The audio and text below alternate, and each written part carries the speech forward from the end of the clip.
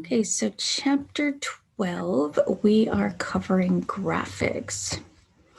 And this is a pretty short chapter. There is quite, there's just so much that you can know about graphics. There's entire courses about them and, creating graphics. But that graphics are very important when it comes to web pages, and, web pages are visual.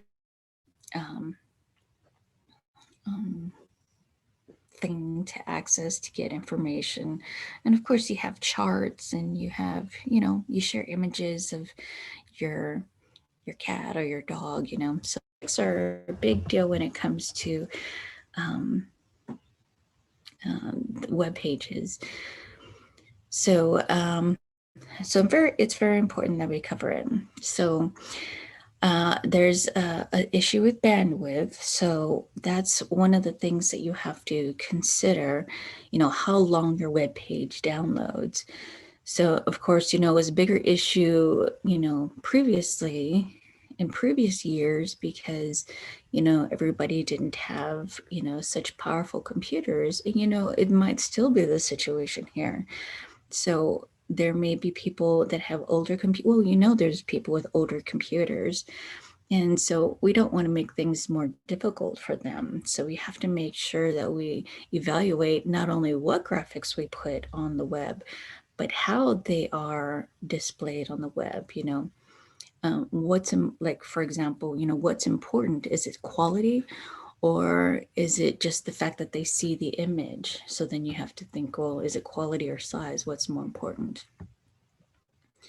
So, so we'll cover that in a bit.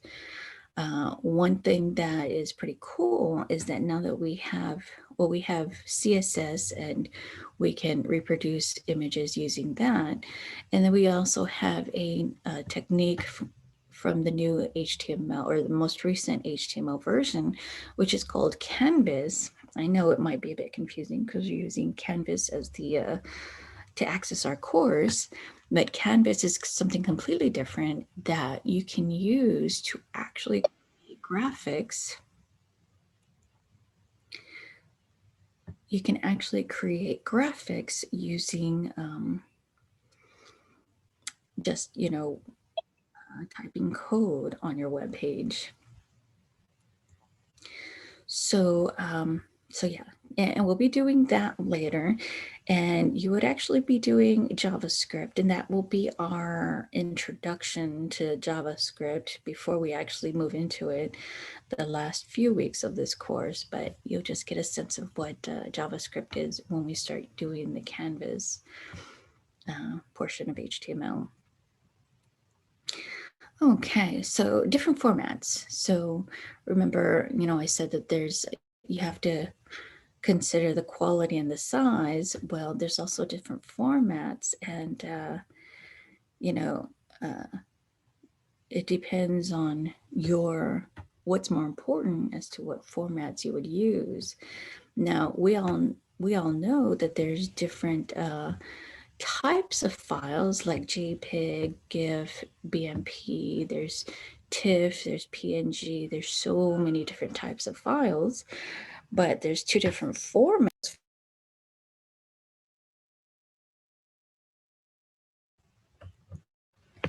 So the different types are called raster and vector. Okay. And it's interesting how every time I see the word vector, it reminds me of the character in Despicable Me, the movie. And he says some sort of quote that kind of represents what vector graphics are. But I forget what it is. Okay, so the formats represent two very different methods of creating an image. Raster is basically the number of pixels. So the more pixels you have, the better quality the picture is. And just in case you're not familiar with pixels, pixels are basically the smallest point on a screen. So the screen that you see here, is really just a bunch of dots, and all those dots represent the image that you're looking at now on your screen or on your monitor. So, so again, the higher number of pixels, the better your image is, how sharp it is and all that stuff. And also how large it can be increased without losing quality. Now that is the biggest difference, resizing the image when it comes to raster and vector. And I'll show you, or I'll talk about that in just a second.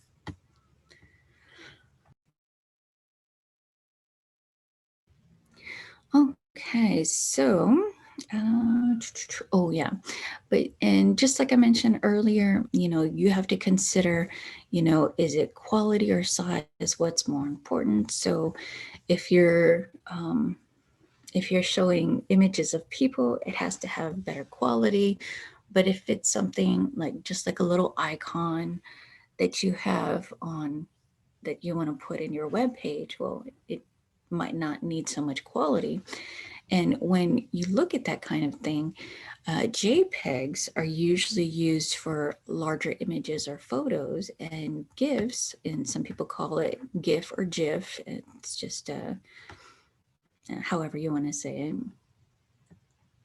And GIFs don't. They're limited to 256 colors. I believe JPEGs it's like 16 million, something like that. So yeah, GIFs are really simple images, and JPEGs are for photos, photo quality. Now, raster images, as I mentioned earlier, they will lose quality if you want to make the size larger, and I'll show you that in just a second. Okay, and the other option here is vector. Now, vector images they actually use a mathematical format to actually create the image. And because of that, hold on just a second. Okay. Because of that, you can actually increase the size of the image, and the quality won't be impacted. So let me go ahead and show you this video that I wanted to show you real quick about the differences. And of course, I just found it, on YouTube and by Vistaprint, but it's a really good video about the differences between them. And I will actually provide a link to that with my videos, so you can watch it again if you need to. So let me go ahead and show that, and then we'll be back. It's only a minute long. What's the difference between raster and vector images? And which one will ensure that my image prints clearly at any size? Raster images are comprised of pixels, which are dots of color information. Enlarging a raster image makes its pixels more obvious, which lowers the quality of the image. However, more details means more pixels, and that results in larger file sizes. Photos are an example of raster images. Vector images are created using mathematical equations to position points, lines, curves, and basic shapes relative to each other. These equations are calculated every time the image is manipulated. This enables the image to remain high quality while keeping the file size relatively small. It's preferable to use vector images on your Vistaprint products whenever possible, especially for logos. Here are some common file types for each kind of image. Some raster images can be converted to vector. For help, please contact our design services team. Or, if you're simply... Okay, so that's pretty much the difference. And most importantly, they showed how when you increase the size of an image, how the quality, you can actually start seeing the pixels as you enlarge the image. So just very important for you to keep in mind. Okay, so let's go back to the chapter. Okay, so that was raster and vector. Okay, so, and again, it mentions Canvas, which is the HTML feature where we can create graphics by using text. And that's going to be an introduction to JavaScript. Okay, so in this table here, we have the different types of images: JPEG, GIF, or GIF, BMP, PIC, TIFF, PNG, but there's so many different more file types out there, but this is just a list of them. It shows the compression, and if you scroll down to the bottom here, compression is basically making the file size smaller. So every image, we do what we can to make them not use so much space on not only on your hard drive, but also impacting the load times of your web page. So, but anyway, compression just makes the file smaller. And I'll cover lossy and lossless in just a second. But on this table here is just more information about the different image types. And it's always helpful to know the different types of images so you can determine what would be the appropriate image at whatever time. Again, is it quality or is it load time that's important for you at the time? Okay. Okay, so, and yeah, compression. So how is it done? How does it reduce the file size? Well, it removes or modifies the data that represents the file. So, and of course, it makes the files transfer faster. It uses less space in memory. So basically, there's two different kinds. There's lossless and lossy. And the different type, lossless, is the compression that does not remove data. And we won't go through exactly how it works, but just be sure to know that it does not remove data. So if you wanted to, I guess, modify the image, since it's not removing data, you can actually bring it back to the original. Now, when it comes to lossy, they actually remove information from the file, so you can't really bring it back to the original. But it does have greater compression, so it's going to be a smaller file size. So, yeah, just keep that in mind. Also, notice here that the BMP, the bitmaps, they're not compressed. Or TIFFs, you may actually choose not to compress it at all. So, yeah, just remember the two different types. And of course, since they both have loss in it, well, how do you determine which one is the difference between the two? So lossless, just think of it as it's not removing data from there, so it's not losing any compression. Lossless, not losing data.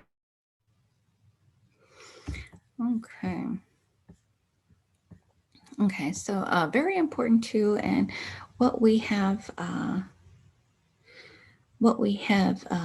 what I mentioned earlier is that, well, you have the decision to make, is it quality or is it download time? Which do you choose? So at this point, you have to think about, well, which is better? It really just depends on your intent. So, if it's just an icon on your page just to show, a different section, then it doesn't really need quality. So you can just choose, whichever doesn't have quality. But it's the smaller image. So what was that smaller image? We discussed a few image types, but which one was where it really doesn't have a lot of quality? Or can you remember what does have quality? At least what we've mentioned so far. or what do you already know? Because I know that you all have been, exposed to web pages and different types of images. There's images that you take on your cell phone or on a digital camera. Well, you know that you can change the size by default.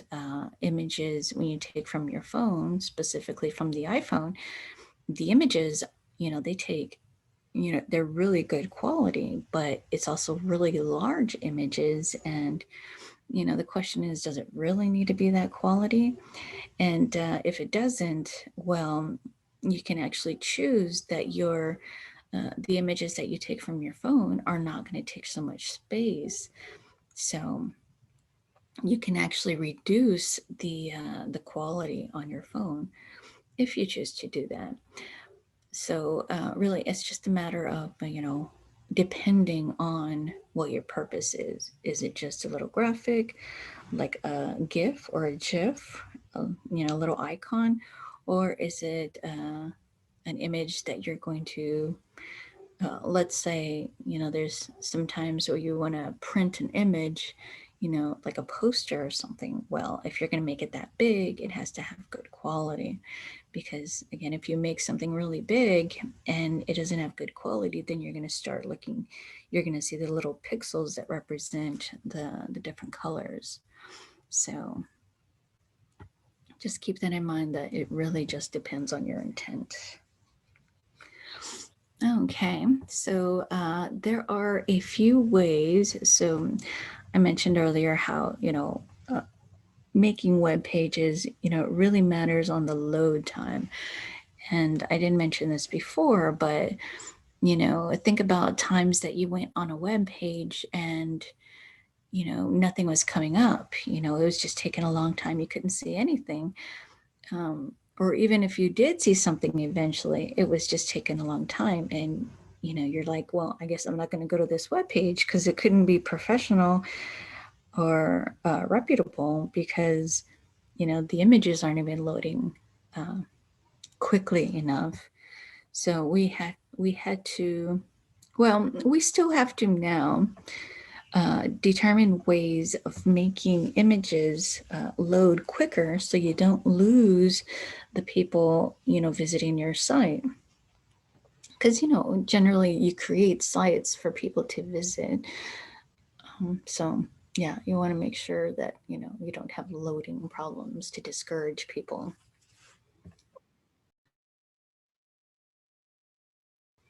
So, there are a few ways of making it so that you increase the loading times. So slicing is one of the ways, and basically you just break larger images up into many smaller ones. And of course, this is kind of an older way to do it, but remember that you have to be aware of the different ways web pages have been done, so when you run into it, you know how to deal with it. Okay, so slicing, you're breaking up larger images into smaller ones. So you may have noticed this at some time, or even when you're looking at, new web pages now, just kind of look at how the images are being loaded. So is it the image, you see one part of it and then you see another part of it and it's like squares are popping up? It's because they're using this method called slicing. At least you're getting something in your view. And actually, thinking about it, a lot of times I run into this with I run into this with my email still. So you have different portions of an email that come up, and maybe they didn't purposely make the slicing, but once the complete email pops up, you can see that it looks like just one image, but there's really different parts of the image that actually pop up. So it is still being used. Okay, but of course, like I mentioned earlier, this approach is being replaced by CSS, cascading style sheets, and other ways. So So you don't really see that too much. Okay, and then there's other techniques. There's one called right sizing. We talked about compression. There's caching and sprites. Just to kind of review them a bit, right sizing and compression, they both require image editing software. So, that would be something like Photoshop or any other software that's out there. Caching, basically, you go to a website, it will actually download any images that you have, and it'll still be in your cache, or basically an area on your computer that kind of remembers stuff, kind of like your RAM, but the cache, it actually keeps it in there. And you may have run into the situation where maybe some web page isn't showing for some reason, or you're having issues on the internet. A lot of time they say clear your cache. Well, that's the area that images are being stored. And basically this method of increasing the load time is websites will actually download the images and keep them in cache. So when you visit that website again, well, it already has the image, so it doesn't need to download that image again. And then it has expiration time, so you're not getting an old image when you shouldn't be.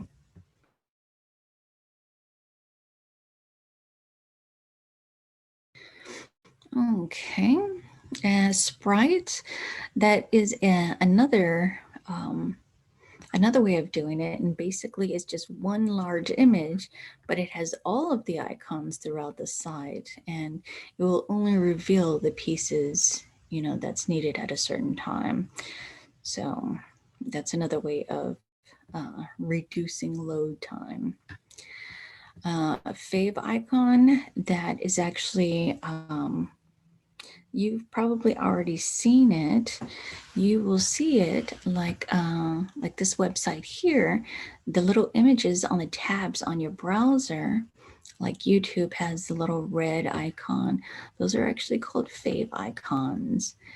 And it's just a little image that represents the page. And it actually, people are now expecting to see it there. So it's not required, but you might want to have one on your webpage just so that it looks more professional.